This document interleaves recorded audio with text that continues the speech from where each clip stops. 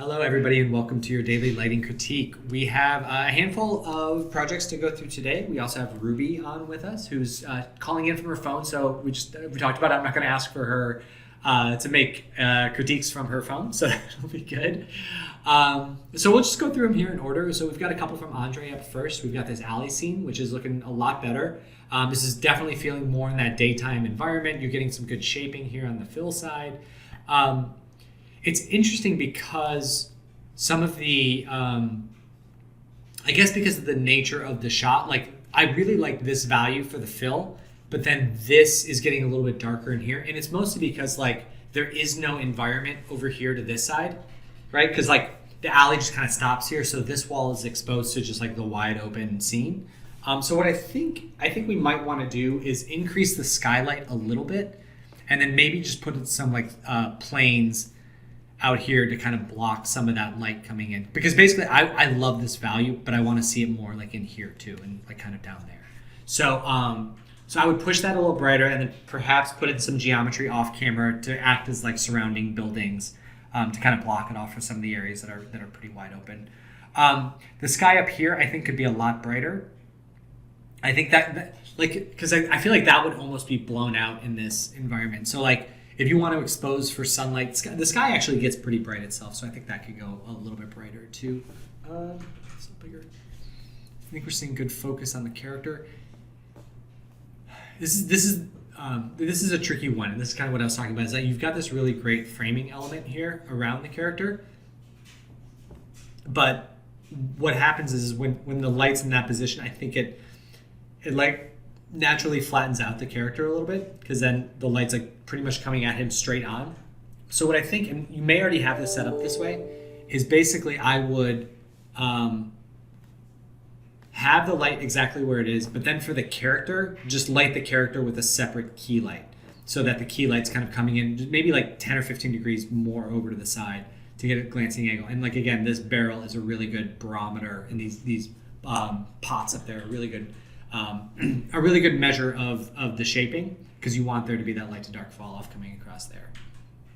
Now, what that will mean is that there's this, like, the shadow cast from him onto the ground will be different in a slightly different position than the light actually hitting the character.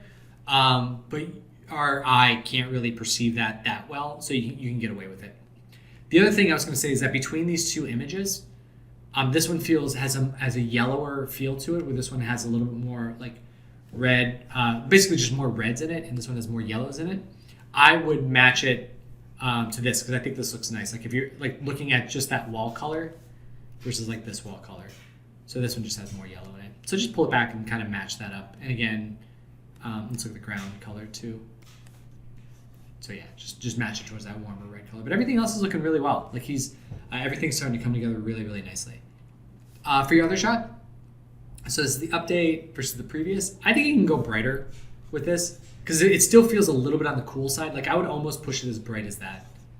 Just get like a little pocket in there, because without it, I'm realizing this. Oh, by the way, without it, it kind of turned the scene into being like a little bit heavy balance down here, and then having like a bright patch here will make it more like a triangle to kind of balance out the composition a little bit. So I think the spot of it's really good. I would just go brighter and warmer to match what we're seeing, probably down here. So it'd be like light, dark, light over here, and then this in the middle, and that'll create a nice little triangle. I feel like a TV sports commentator now, drawing all over the image. But this one's really close. The specularity looks really good on that side too. So good job there, Carolina. Oh, you're here. Hello, Carolina. I don't know if you can say hello. Yeah. Hi. I think this looks great. I think you did a brilliant job on this crystal. Like after I gave you the notes about adding the reflections, I was like, was I clear on that? Did she get it? Like, you totally got it. So good job deciphering my nonsense a little bit. And you brightened up the character, which I think is really nice. I just want to take a look at one last thing. I just think that like looking at the levels on this one today, I just, and I'll let you decide if you want. I just think we could push the whole image now maybe a little brighter. Okay. And then that would be just about it. And then I would call it done from there. But I'll let you take. Yeah, I think it's looking great. If you want it, the only other thing that I would consider is if you wanted to add more detail on her suit, like just like more decals or things like that. And then if you really wanted to, like I think the glow on her hand might be a little bit like. I think too much, no? Yeah, it's like a little bit too strong, and then also like we're getting like these hard lines here. It's more just like a general color to get them to line up. Also, this now that I'm really looking at it, that color is a little bit more cyan, and this is more of like a purple color. So just getting the colors to match up. But like this shot overall is looking really good. It's very, very close. Okay, cool. Yeah, Thanks. super minor stuff. I love that. I love that. Something on the picture that I don't know. I'm not feeling it. I don't know how to say this. Like something is missing, and I can't tell what. I don't think it is. Or... So, like looking at the original reference, you mean? Let's see if I have that in here somewhere. Yes, or if you have to think like this shot in a movie, there isn't something that's not there. So that is missing. I mean, it's just detail in here. I think would be the biggest one. Like that's the only thing that's standing out to me, and you know, like because there's just kind of like a little bit of a noise pattern that's kind of consistent over top of everything. Her glove and her like all this is like super shiny, perfect metallic stuff. But that could just be a style as well. Like I could justify it as that. Where this is like there's the glowing here, there's the logo, there's these things, there's just more detail in some of the areas. But in terms of the character itself, I think it's all looking good. Okay. Yeah. Yeah, the one thing that you have to remember about doing stuff as an individual versus like a studio is just like the level of depth in the detail on some like the attention to detail in the hair and on each eye, and you know, like all that stuff will be in there.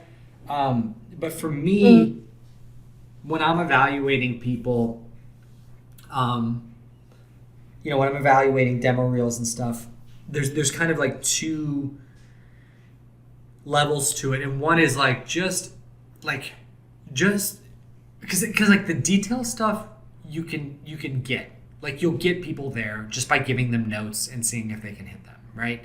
But like what I want to see is like the things that I preach, like the storytelling and the shaping and the directing the viewer's eye and all that stuff. Like if you got that, then you're okay. Yeah, because like the super fine detail stuff, like that'll come, and that just comes with like time, attention, and again like really getting super strong materials from your materials team. And if you want to continue doing that, it's fine, because that is also a valid argument, is adding that detail yourself.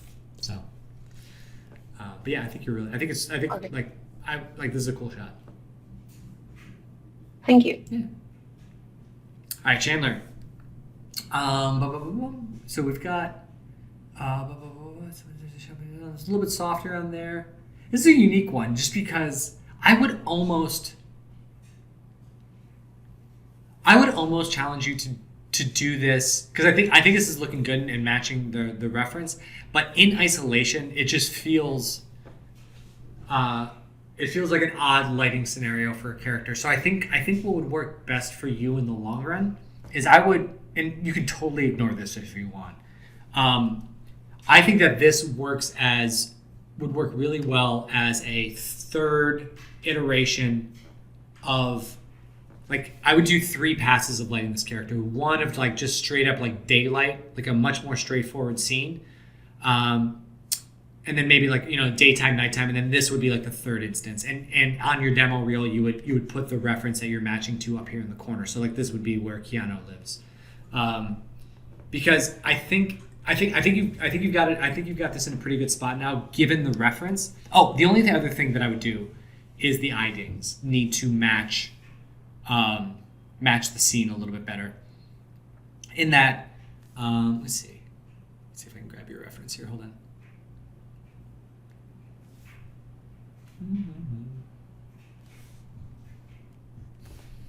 Where's that?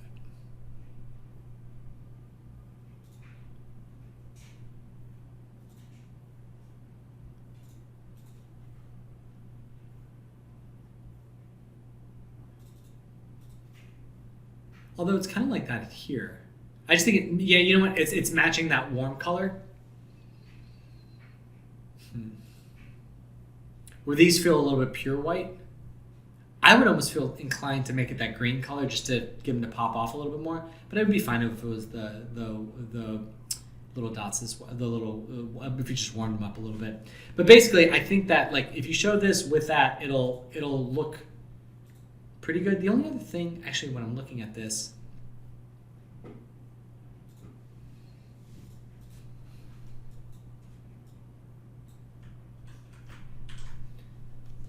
maybe just push the face a little bit. Maybe not that way. Maybe just pushing the face just a touch brighter. Be good. Like somewhere up along here. And then, yeah, because this it's the one problem that comes up with uniquely lit shots is like if I saw this in isolation by itself, I'd be like, that's interesting, but like it's a little bit like does this person have the ability to light things in a more traditional lighting way? So that's it. I would do this, and then if you want to continue working with Adam because he is a really cool character, I would also try maybe a couple other lighting scenarios. Sorry, that was a really long-winded way of going about that, but that's basically what I would do. All right, cool. All right, Holly.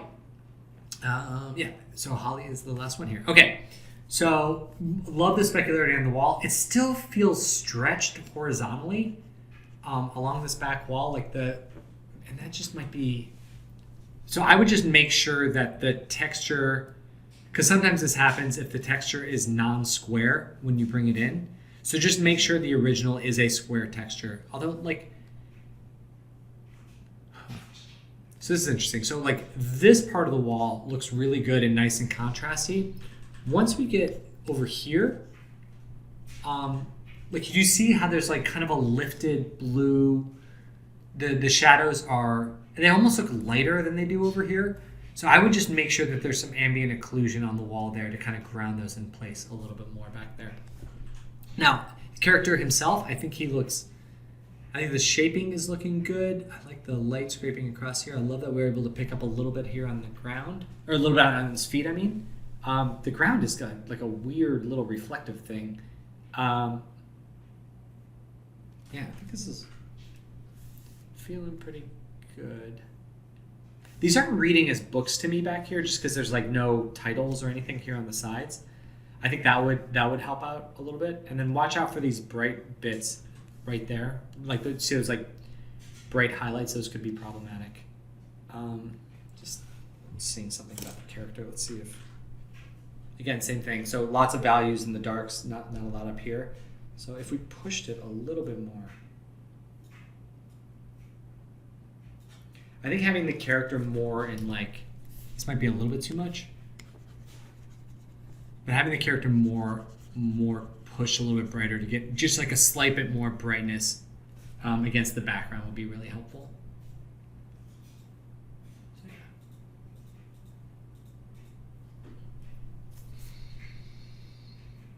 Also, let's do this. I also think depth of field would be really good here too.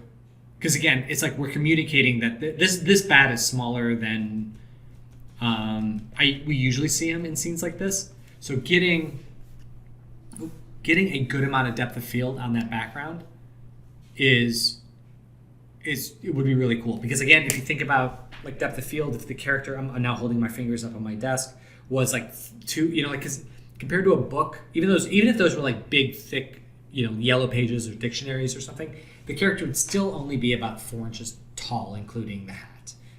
And then if you took a photo of it, there would be a lot of depth of field in there. So I would say that's the next big step is push the brightness up a little bit on the character, and then Throw that background and a little bit of the foreground into a blur, and we'll take a look at it from there. So, all right, everybody, that is it for today. If I don't think I missed any, but if I did, please let me know, and I'll make sure to do a written critique. And enjoy your weekends. And I will be back on Monday. So I believe there are 2 days. Let's see, 25th, 26th. Either way, I'll be back Monday with a written critique and Tuesday with a video critique. And I can't remember if Wednesday is the 31st. So Wednesday might be my last day of doing critiques. And then we've got another guest critiquer coming in September. So, okay, enjoy your weekends. Be good, everybody, and I will talk to you all very soon. Bye. Bye, y'all. Bye, Carolina. Bye, Ruby.